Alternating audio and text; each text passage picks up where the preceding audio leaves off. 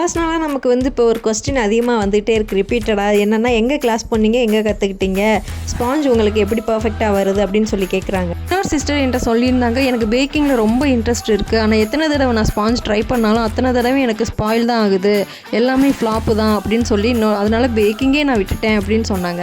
நான் என்ன சொல்கிறேன்னா, எந்த ஒரு விஷயத்தில் ரொம்ப ஆர்வமாக இருக்குமோ அதில் ஃப்ளாப் ஆச்சுன்னா அதை டக்குன்னு விட்டுருவோம் அப்படின்னு நினைக்க வேணாம். அதை ட்ரை பண்ணுவோம். 10 தடவை நம்ம பேக்கிங் ட்ரை பண்ணுவோம், அதில் ஒன்றாவது சக்ஸஸ் ஆகும். அந்த ரெசிபியை கெட்டியமாக பிடிச்சிட்டு நம்ம மேலே எக்ஸ்பீரியன்ஸ் பண்ணிகிட்டே இருந்தோம் அப்படின்னா கண்டிப்பாக நமக்கு கரெக்டான ஸ்பாஞ்ச் சூப்பராக கிடச்சிரும்.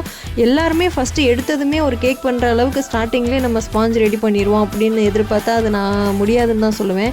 எக்ஸ்பீரியன்ஸ் பண்ண தான் நமக்கு நிறையா இதில் அனுபவமே கிடைக்கும். இன்றைக்கி பேக்கிங்கில் எக்ஸ்பர்ட்டாக இருக்கிற எல்லாருமே ஒரு காலத்தில் பிகினிங் ஸ்டேஜில் ரொம்ப தடு மாதிரி தான் இன்றைக்கி கொஞ்சம் பெரிய இடத்துல இருப்பாங்க. அதுக்காக அவங்க எவ்வளோ கஷ்டப்பட்டிருப்பாங்கன்னு அவங்களுக்கு மட்டும்தான் தெரியும். அதே மாதிரி நம்மளும் கான்ஃபிடென்ட்டை கைவிடாமல் ட்ரை பண்ணலாம்.